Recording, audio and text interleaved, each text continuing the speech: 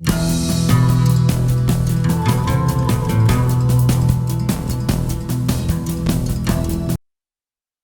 1. You will hear a woman booking a room for a party at a community centre. First, you have some time to look at questions 1 to 4.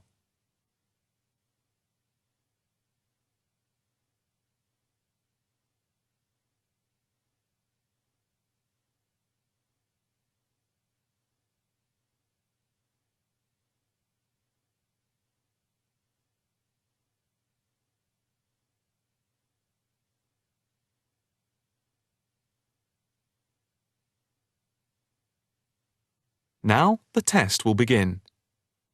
You should answer the questions as you listen, because you will not hear the recording a second time.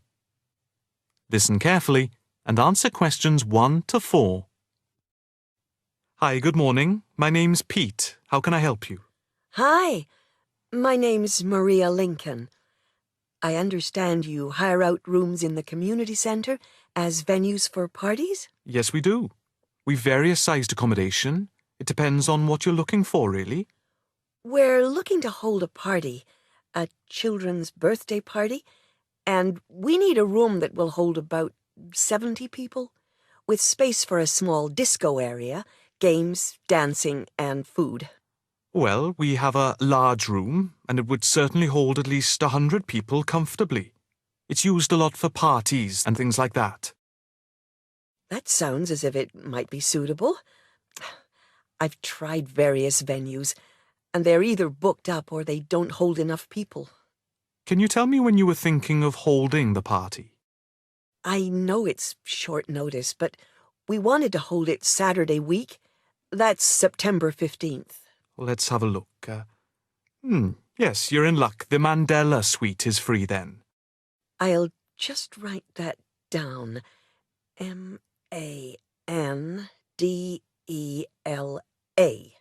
And the time. When were you thinking of holding it? In the afternoon, from 3:30 p.m. to 9 p.m. Yes, okay. There is no smoking on the premises, and we're only licensed to have soft drinks. That's okay. I think I'm happy to go ahead. Before you hear the rest of the conversation, you have some time to look at questions 5 to 10.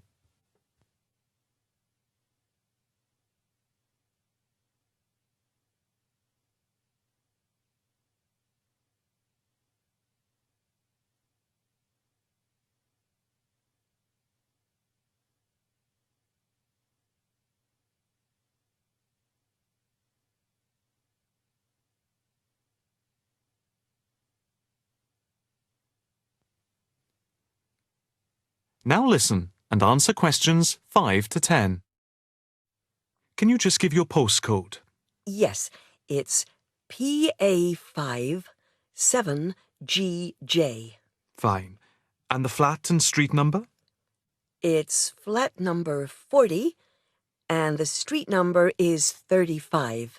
Okay, so that's flat 40, 35 Beaches Street. Yes, that's right. And a contact number? My landline is 223279 with the code.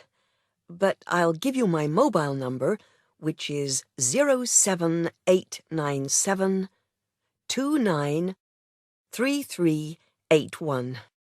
Okay, 293381. Can you tell me how much it will cost? It's quite reasonable, actually. It's £115 for the hire of the room, with tables and chairs.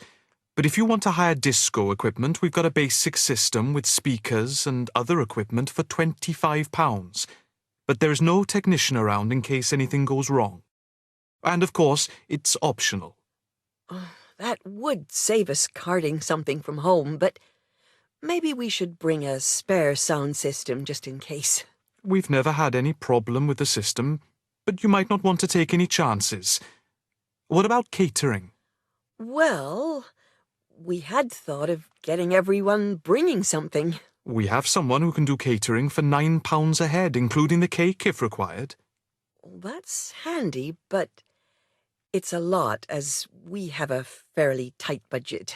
So, you want to go ahead with the booking? Yes, certainly. OK. I need to take a deposit of £30, which is refundable.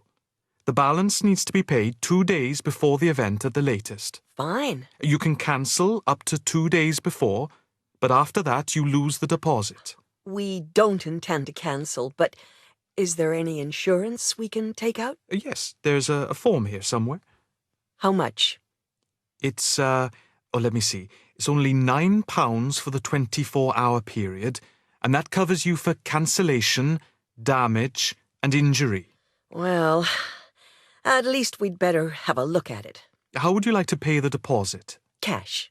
I'll just give you a receipt. There you are. 10, 20, 30. £30. Maria Lincoln. Thank you very much. I'm really glad I found somewhere. We have been trying to book a place for the past 2 weeks, so thank you again, and bye for now. That is the end of Part 1. You now have half a minute to check your answers to Part 1.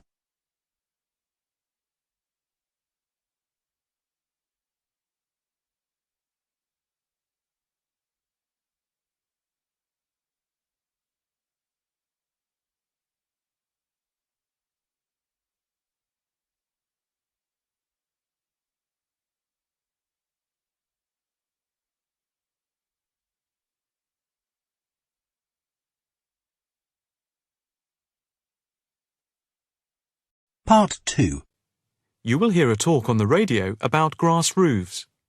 First, you have some time to look at questions 11 to 13.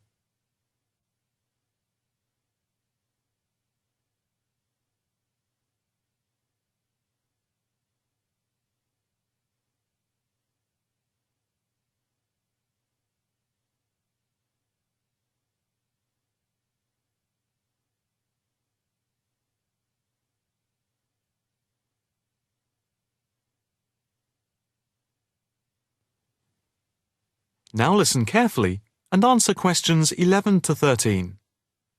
And now it's straight into the Eco Hotspot for today's programme. We are in fact going to look at an intriguing trend in recent years in the world of eco-friendly developments. There has been a constant stream of new green products coming onto the market for the environmentally conscious. A new departure, which I feel needs greater attention drawn to it, is the increasing interest in grass roofs. Environmentalists sing the praises of grass roofs as interest in sustainable ecological building has led to the greening of the rooftops of residential and commercial buildings around the world. And what does this type of roof consist of? Instead of tiles, which allow water to run off and create flash flooding, the roof has a waterproof underlay, which is laid over the roof deck. This waterproof layer is then covered with layers for insulation and drainage. Then, on top of the insulation and drainage layer, is added a final layer of soil or crushed stones for the plants and/or grass to grow on. The roof can be planted with wildflowers to add colour and life to your rooftop. Before you hear the rest of the talk, you have some time to look at questions 14 to 20.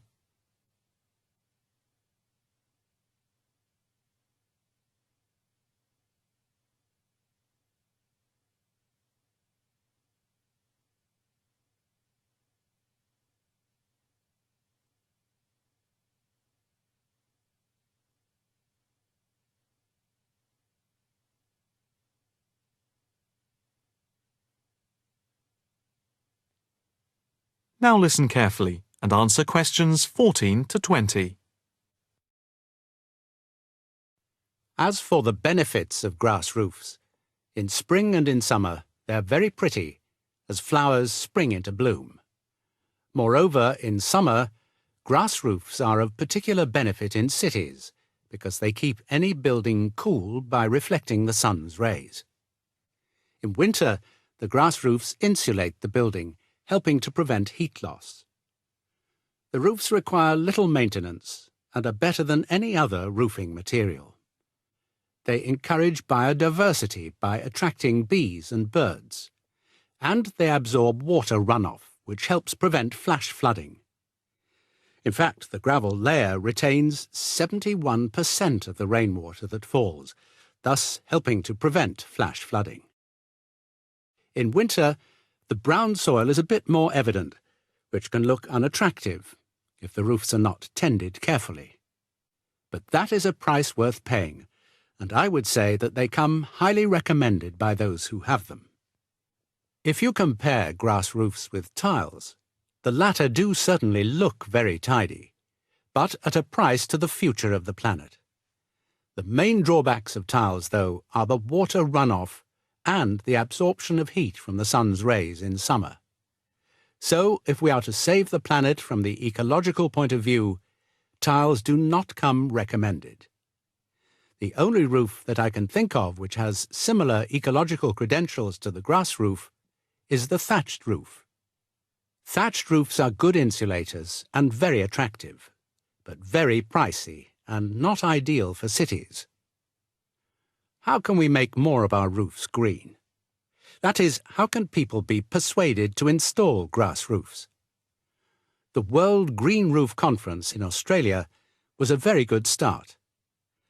At a grassroots level, the best way to raise the profile of grass roofs is to make them trendy by highlighting them in fashionable magazines, so that people begin to feel that they cannot do without them.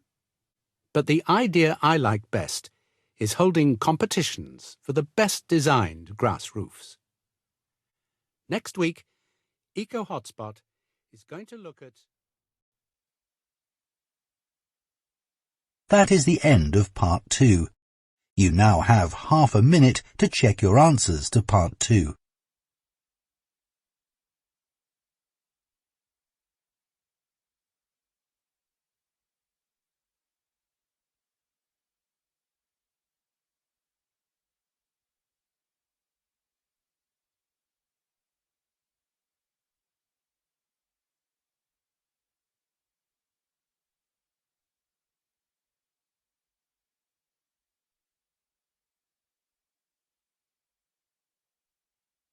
Part 3. You will hear a student talking to her tutor about a presentation. First, you have some time to look at questions 21 to 23.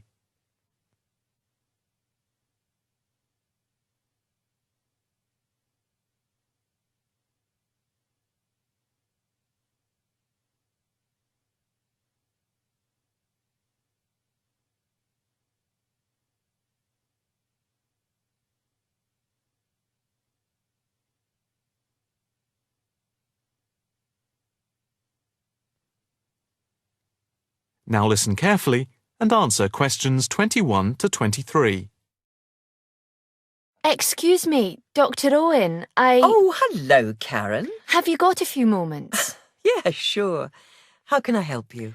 Well, I've had difficulty finding data on the original question, and I was wondering if I could change my paper to Investment in Knowledge, comparing some European countries with the United States, and then with others throughout the world, including the OECD average. I found lots of data by way of graphs, etc. Where did you get the data from? From various sources, books and journals. How are you going to present the material? I am going to use the electronic whiteboard as suggested and do a blend of graphs, pictures, text and podcasts to illustrate my presentation. It sounds very impressive. Yes, let's hope the whiteboard works. But I'm also going to have a PowerPoint presentation for a backup, just to cover myself. A backup is a good idea, but it's a lot of work doing everything twice. It is, but at least I'll have experience of both. Before we talk about how to use the data I've selected, could you give me the names of a few websites I should look at for more specific background material? When you type in anything to do with knowledge, there are millions of sites listed. Before you hear the rest of the conversation, you have some time to look at questions 24 to 30.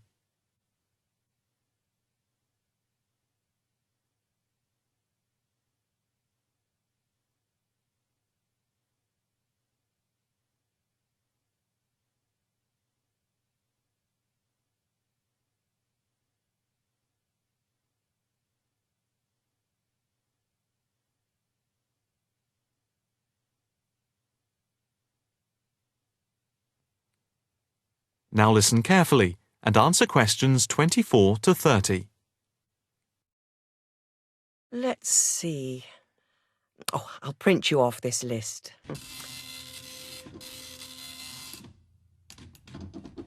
Oh, there we go. Right.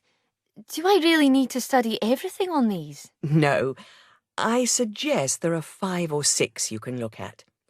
The one you have to go through is the IT department section on the university site, which is www.kmul.org. It has articles by all of us in the department and has links to useful information, so I think it is essential to look at this. OK, I've already been on it, but I'll tick that one as a must-read. And there's a site which is hosted by Pollock. It's investmentit.com. All you need to do is to skim the abstracts of the articles on the site. They'll give you a general idea about the effects of investment in knowledge. Yes, that sounds good. It cuts out having to read everything. What about this one? knowledgejournal.com. If I remember, it's not that useful. I would say that there are very few things that you need to read there. Then there's itknowledgereview.com. It's got loads of articles, but it's probably best just to read those that have come out in the last term or so. Do you have to subscribe? No, it's free from the university library. And another free journal online is itonline.com. I wouldn't say it's essential to read it, but it is beneficial. And so I think it is worth a look. If you think it's useful, there is no harm in looking at it. But nationalstatistics.com is worth looking at and trying out the links that it gives. I think these are probably enough to be getting on with. I think so. There's another thing I want to ask about. How much material should I use in my presentation? Avoid crowding the screen. If you have lots of information at one time, people will not be able to follow it and will just switch off. That's worth remembering. I've been in lectures where there was too much detail on the screen and it was impossible to read quickly. But what about visuals? Do you think it's okay to mix visuals and text? Visuals are very useful, but they must be relevant, or else people will get confused about what they mean and why they are there, and they won't pay attention to what you are saying. So be careful. From what I can see, you have the makings of a very good presentation. Thank you. That is the end of part 3. You now have half a minute to check your answers to part 3.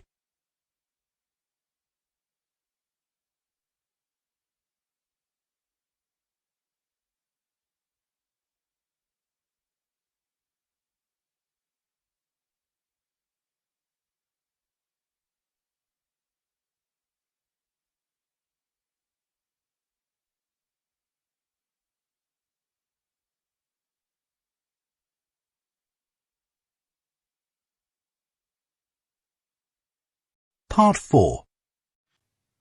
You will hear a talk on the work of a printing department at a university. First, you have some time to look at questions 31 to 40.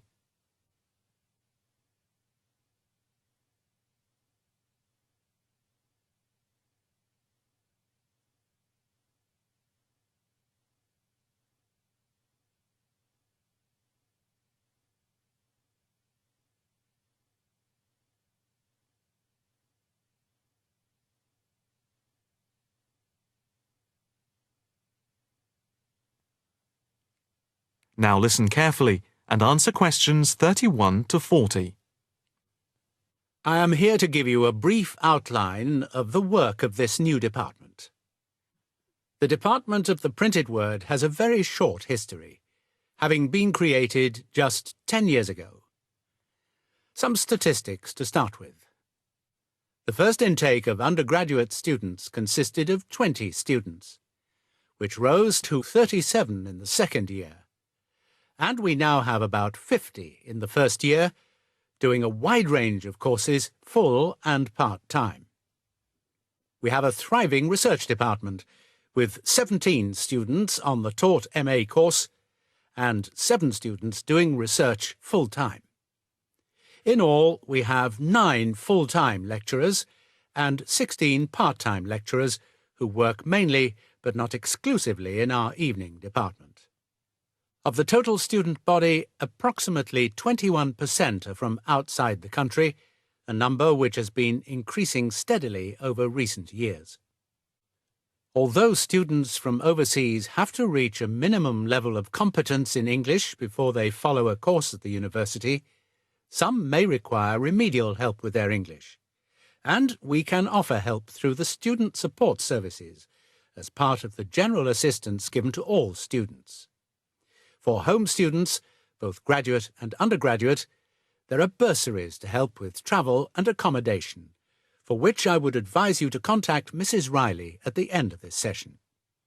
Increasingly, we are forging external links with organisations in the publishing world, and we have been very fortunate in that we have received money to sponsor not just various students within the department, but also technicians and lecturers. Each year we hold a series of lectures which are given by external speakers in the world of printing and the media. The series of workshops that you see around you have been built thanks to a very generous donation which has allowed us to develop our facilities for bookbinding and restoration. Now, the main work of the department relates to teaching the mechanism of printing.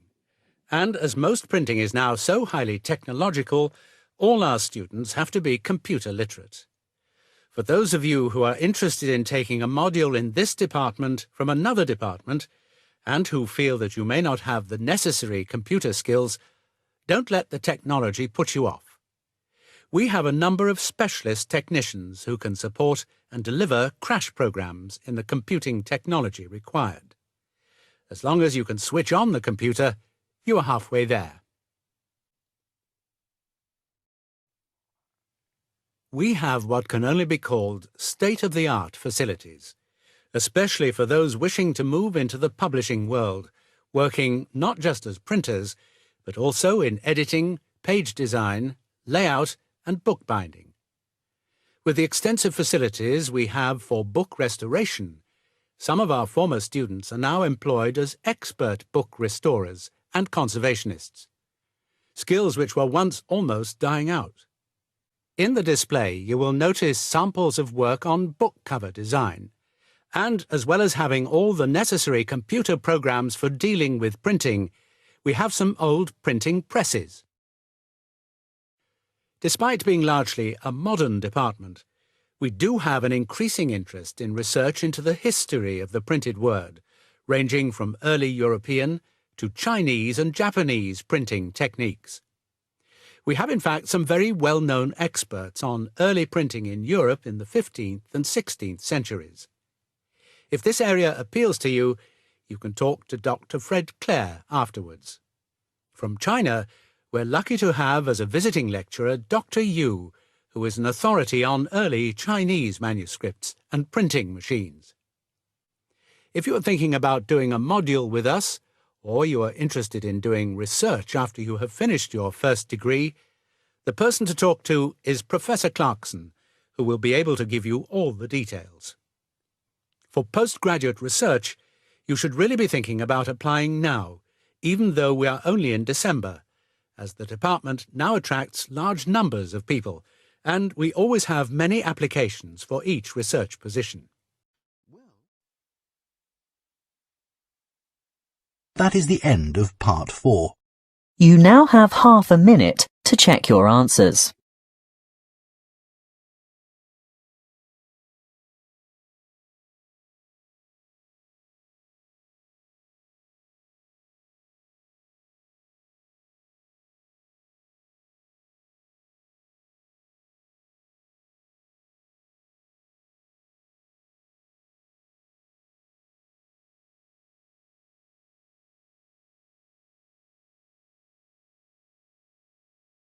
That is the end of the listening test. You now have 10 minutes to transfer your answers to the listening answer sheet.